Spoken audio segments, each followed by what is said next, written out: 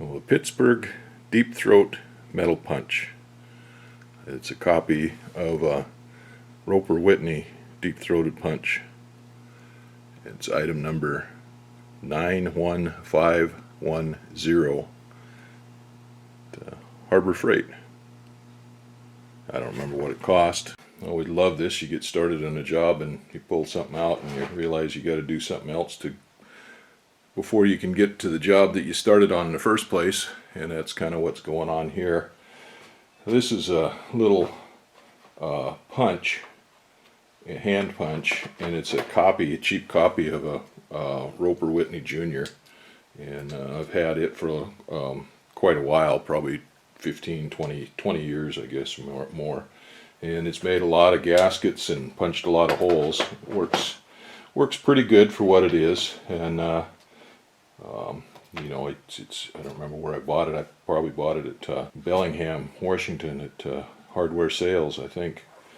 But anyway, I've used it a lot, and it works pretty good. But it only goes up to 9/32, a quarter inch and 9/32, or 7.14 millimeters, which is probably more accurate.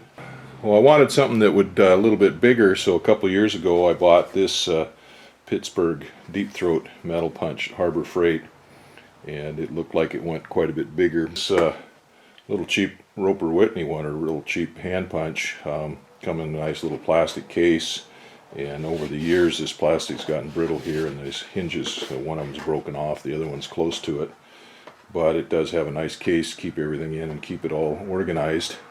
This one here just came like this, just in this styrofoam. And of course, everything was wrapped up in thin plastic and greased the hell out of it.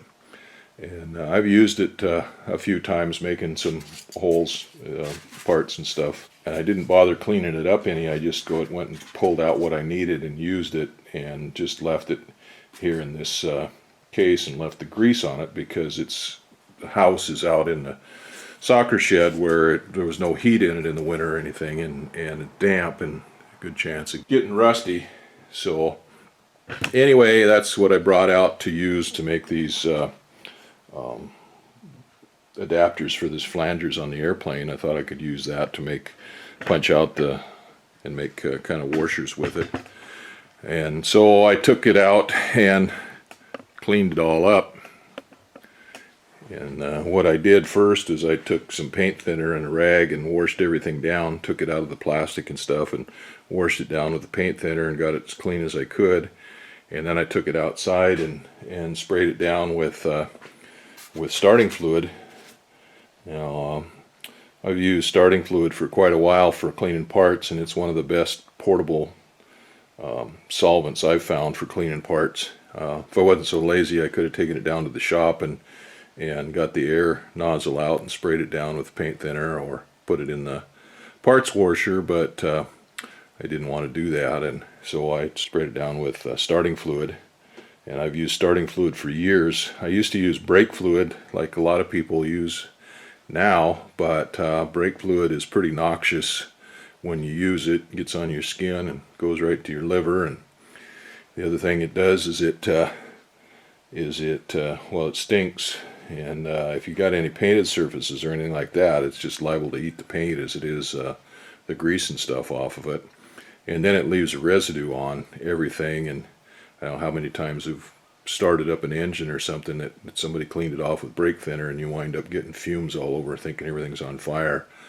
So starting fluid cleans really well. It dissolves most of the loose grease and stuff and washes it off really well. That's why engines that use starting fluid in them to get them started wind up failing, is because it washes all the oil off everything when you go to try to start something if you use too much of it. We got everything cleaned up pretty good.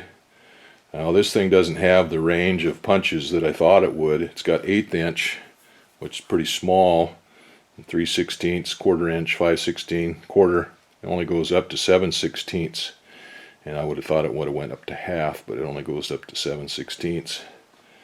The barrels on these are quite a bit different than the ones in the little Junior. They're a lot bigger, so they're not interchangeable by any means.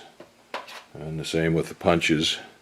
Now these punches on the Junior, they work.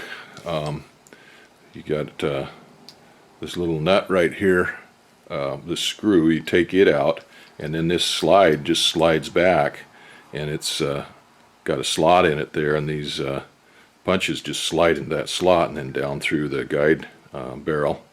Receiver part of the punch there, the hole, it just screws up in there. It's threaded and screws up in there.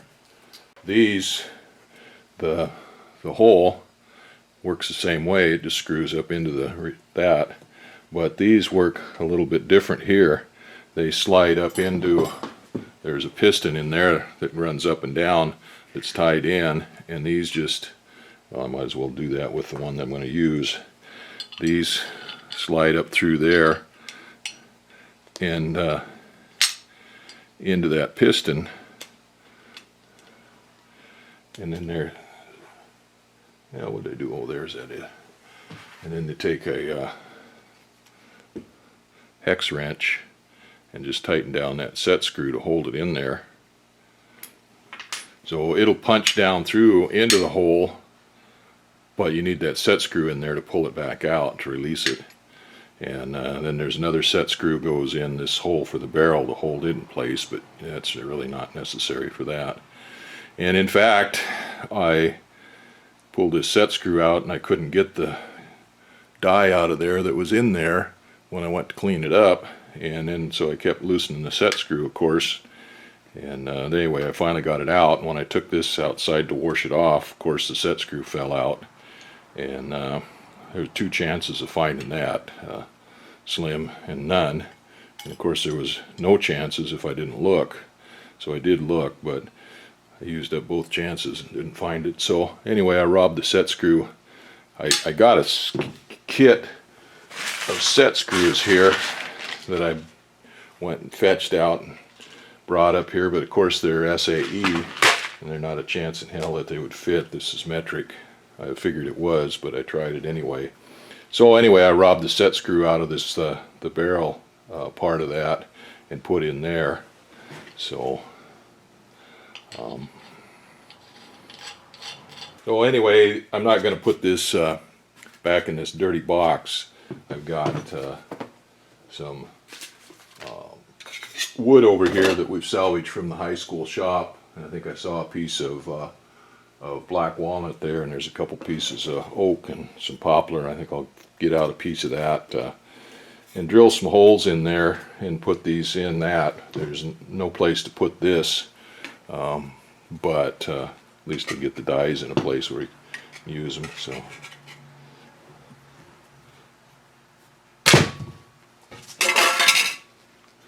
all right then. There we go.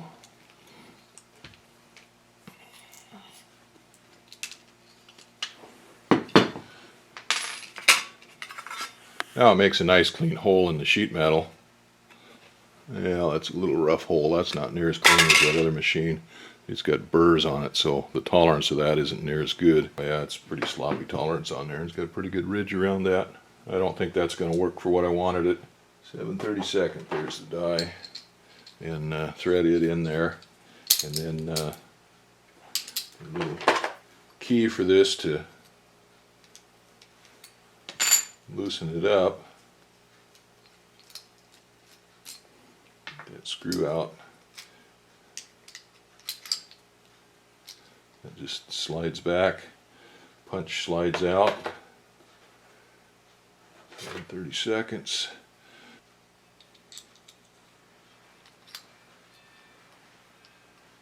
Oop. There.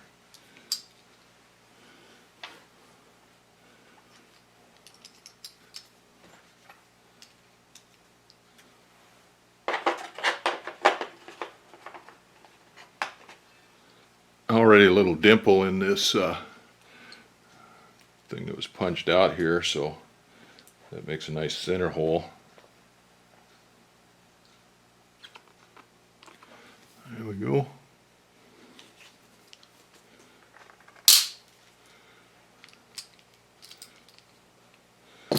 And there we go. A little washer. Like I said, that's not going to work like I thought it was going to. There's a 632 nut zert, and that fits in there real nice. But that's too small, so it either needed a 1/2 inch or 9/16. There's a punch and die set. See, it will punch a hole, but it's not a very clean hole with the big one. The little one punches a pretty good hole. I like it. It has worked pretty good for me, but that big one punches a hole, and it's going to need to be deburred. It's probably a squarer hole than been doing it with a drill in this thin material. I made up a little holder for these punches and dies for this deep throat metal punch kit. What they came in was just this styrofoam box, just this shipping box with the styrofoam in it, and it's got all that grease, shipping oil and stuff still in it, so it's kind of nasty, and I decided to do something else with it. Well, anyway, I made this little block. It's just a block of scrap wood that we got from the high school shop. And I cut it down, drilled some holes in it to fit the dies and the punches. Put a little slot in it for this wrench, adjustment wrench, and then here's the key, the hex key, Allen wrench for the set screw on the to hold the dies in, or the punches in rather. I'm still not very happy with that thing. I got a little thicker piece of metal yesterday and punched out another washer, and it's still pretty rough on the edge. These dies just the tolerance is not very close on them, so they don't make a very clean punch mark.